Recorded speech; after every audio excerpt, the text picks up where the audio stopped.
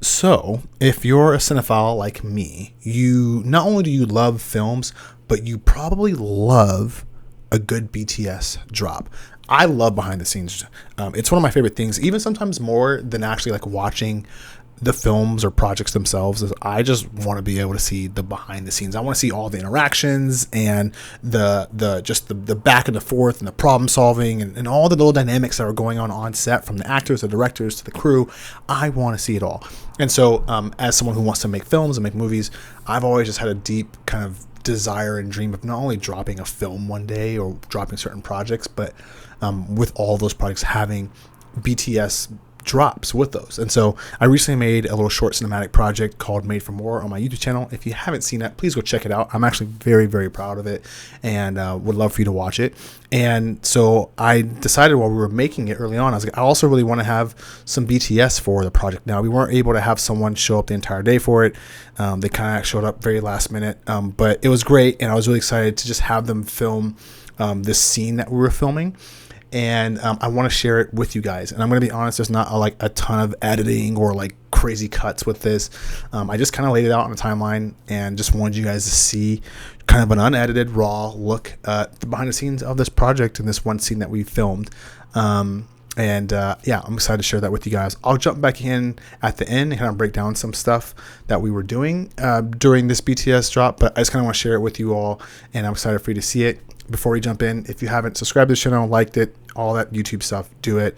I'm George Coletrain. I'm a person who loves film, loves faith, and love the journey of storytelling and filmmaking. So if you're into that kind of stuff, follow along.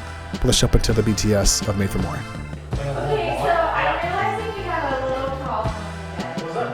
With this being, I should have looked at that first, with that being the wall, if we only have that one.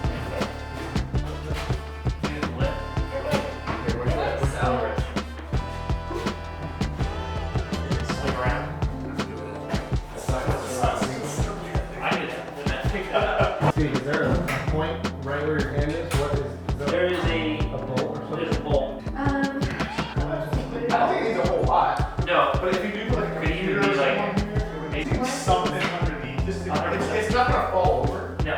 But if you put like a computer or something in here. Once it's in, then like Well, that's the thing. But like, We don't want to put that on.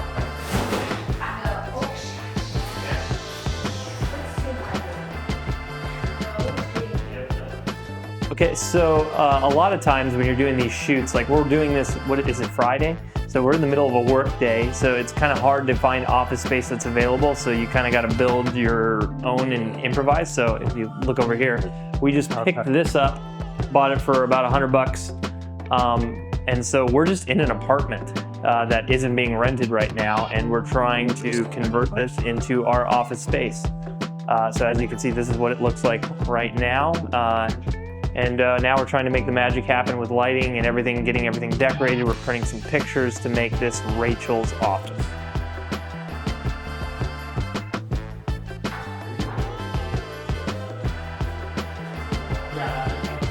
So I think we'll top right here.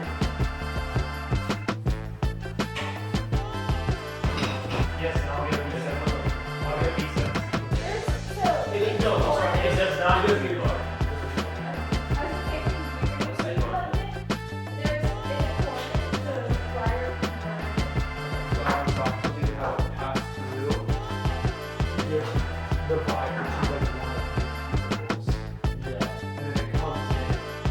Dude, this looks so good. So a lot of times with practicals, you can get issues depending on, the frequency that's going on. You can get banding, and it just doesn't look good and you have no control in camera. So love this light. The Aperture B7C allows me to put it right inside of the fixture. What's great about it, it can be powered by the fixture if you have it plugged in the wall. It just so happens we're not quite near power for this lamp, but this is able to be battery powered up for about 2 hours, I believe. So love this light. When I'm done.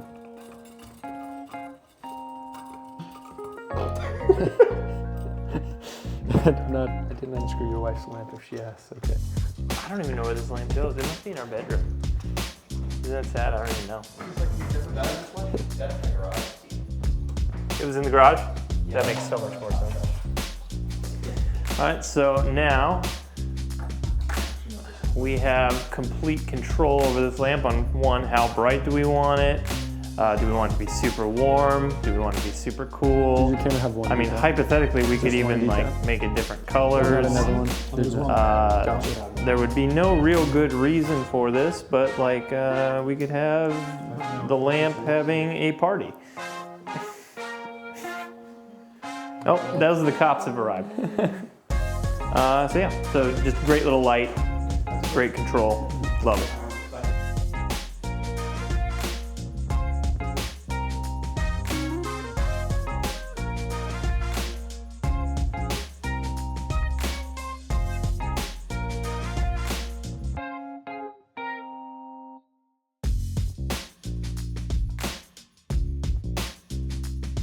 Okay, sweet. So we're just setting up the Dana dolly here for the first office scene shot.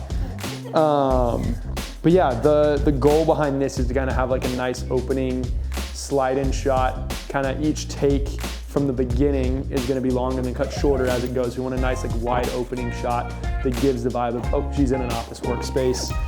We're shooting it on a 50 mil anamorphic. So we're trying to get as far back as we can to get that cool like parallax pass-through shot in the cubicle. But yeah, we'll see how it works. We're about to get powered up the cam and see how it looks. So we'll be back soon. Michael, how could we fake another cubicle next to this one you make?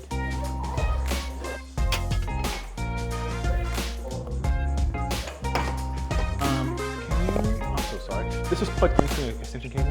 I don't know why I didn't grab it. The click sound I heard, was it clipping in?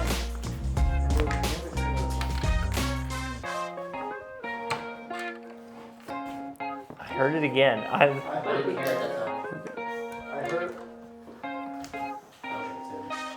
So we're setting up the main light source for this. We're using an Aperture 300X. Great thing about that, bicolor. I'm guessing, I haven't talked to the director yet, but I'm guessing he's gonna wanna go on the warmer side. Most office lights tend to be in the more incandescent 3200-ish range. So I'm anticipating that's what it's gonna be.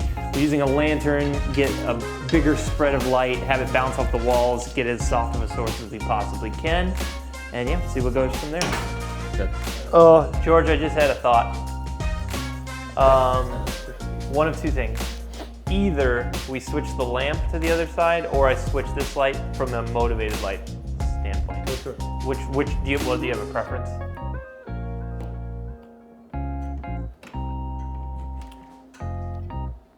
I like the light where it is. Okay.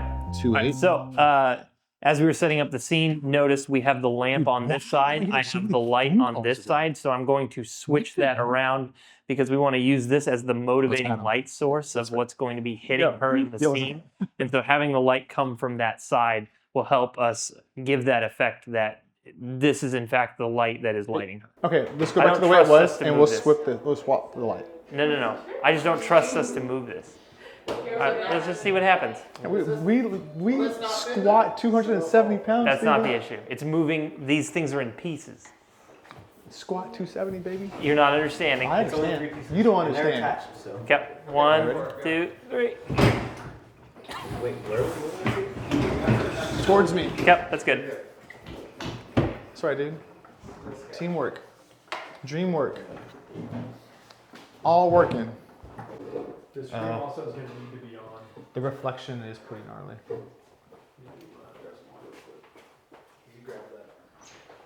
Okay, so I'm gonna go ahead and take this guy out. I actually think I want this light to be down some. That's fine. You want to do that first? I don't have that connected. I gotta go over there. In the Flow of the Whole project. This is our second one we filmed today. So this is our actress, Rachel, is walking into work, and this is her work scene here at the office. So we have done a makeshift office here in this random room, and it actually looks great. What we have right now on frame is very believable to make people believe that we are here on office. So the first take that we're doing, we're here on the Dana dolly, and we're gonna do this. We're gonna do this shot where we pan from left to right as the actress walks into the set, sits down for work, and gets ready to go.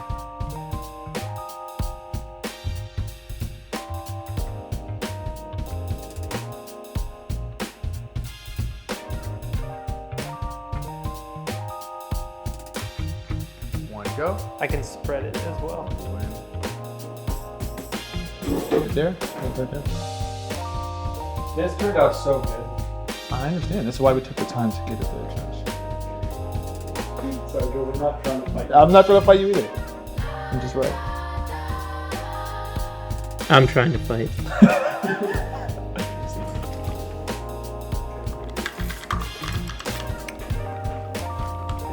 So, for this project, Oh my gosh. we're using anamorphic lenses. This plug and is like destroyed. if Steve doesn't kill someone first. And so what that means is when you do, using anamorphic lenses, generally almost all of them, I don't think I've ever heard of one that's autofocus. So they're all going to be manual focused lenses. Generally when you do that, you don't want to have Striking. Everyone look away from the light. good job, Steve.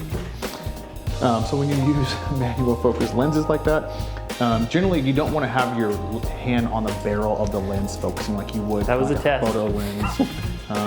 You want to That could be the generally real for this deal. stuff use an apparatus that we call follow focus to be able to focus the lens without having to put your hands on the lens, because these anamorphic lenses and cinema lenses will catch every vibration there is, even just putting your hand on there, even if you have really Striking good for hands. real this time.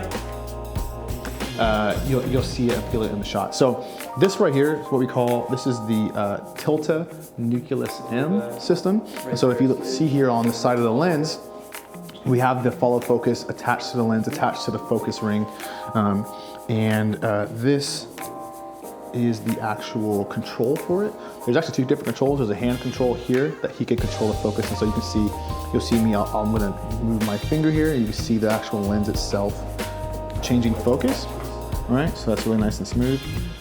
So he could do that if he wanted to, but I think what we're gonna actually end up doing is, I'm gonna use the hand control here instead. But yeah, this is the Tilta Nucleus M follow focus system.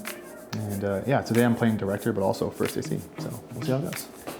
Camera's rolling, and Steve, are you ready? Yes. One more thing, I'm so I sorry. was ready before. I'm so but- sorry, can you just cut this light about 10%? Yeah. Camera's no longer rolling. I apologize, that's my fault. So I think Also, I call it's at 16% currently. So like 13. Camera's rolling. I believe in you. Camera's rolling, everyone set. Sound speeds, and action.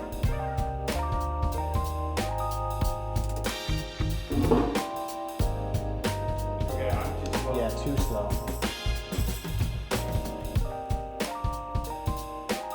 And everyone set, and action.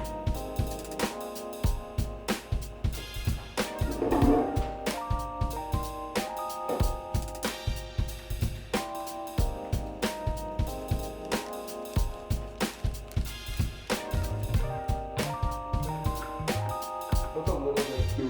1, action.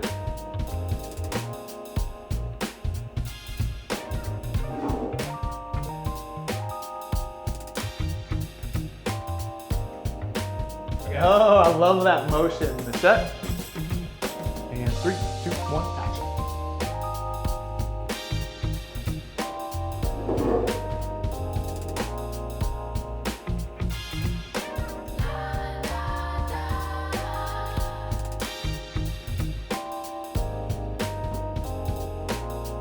Cut. I think that was my favorite.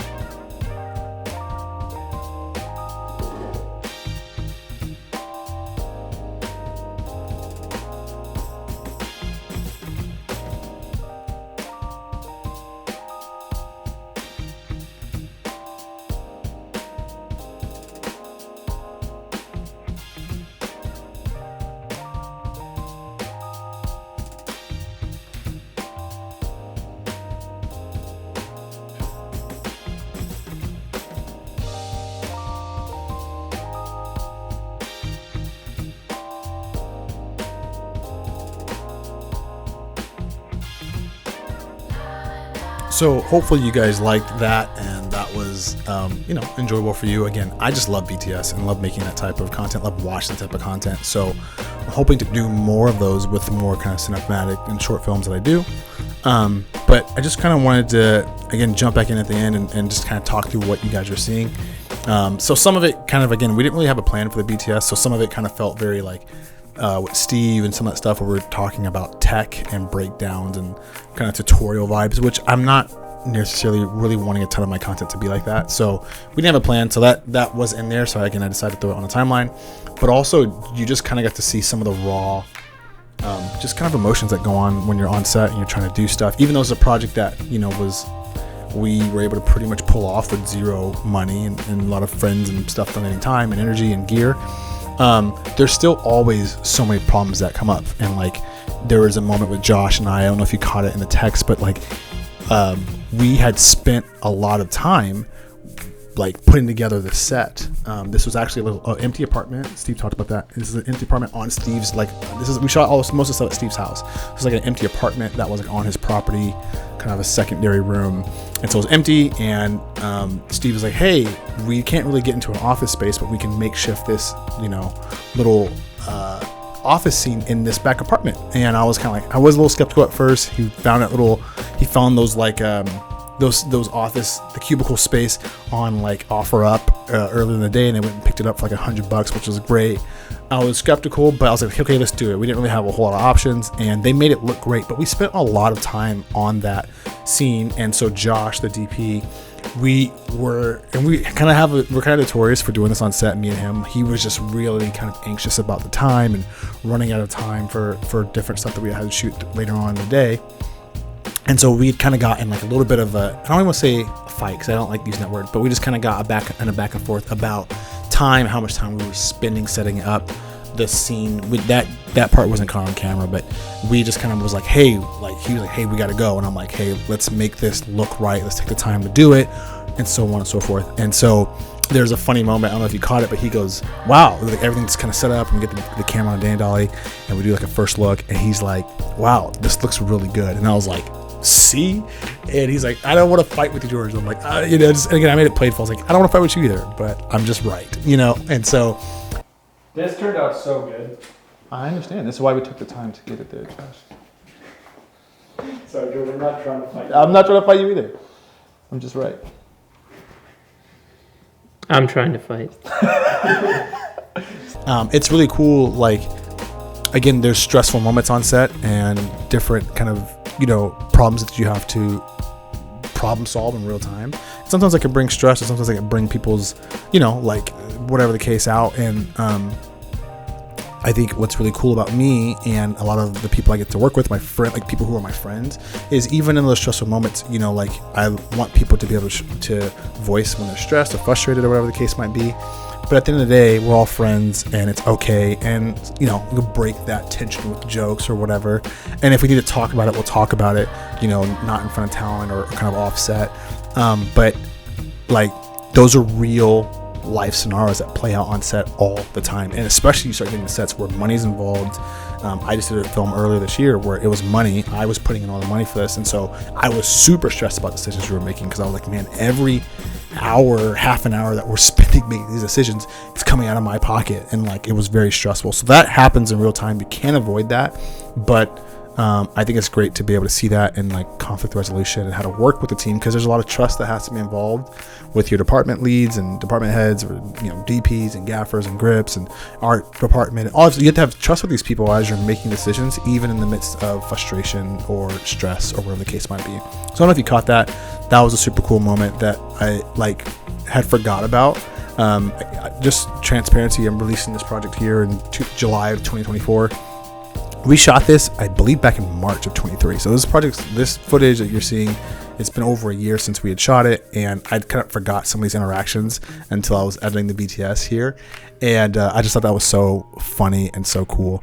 And then overall, yeah, I think what was just really cool about this kind of footage to show you guys is, man, how much of just a blank, empty canvas that space was. And through, again, just for obviously framing of the camera, some lighting and set deck, we were able to make it look like an office and totally achieve what I wanted. That was the really exact vision I'd wanted. I mean, it would have been cool to maybe have like someone else on the other side, like a kind of an extra to kind of really sell that, but I think it was fine. I think it really worked. And again, no one would know, but that was totally in the middle of a random empty apartment room, and just all we did was spend $100 on these office cubicle spaces on OfferUp and totally made it work. I think that stayed in the empty apartment for like months later, but like it totally worked. The lighting, again, this set deck, all of that, obviously if you see the edit, the sound design, all that can help bring that to life.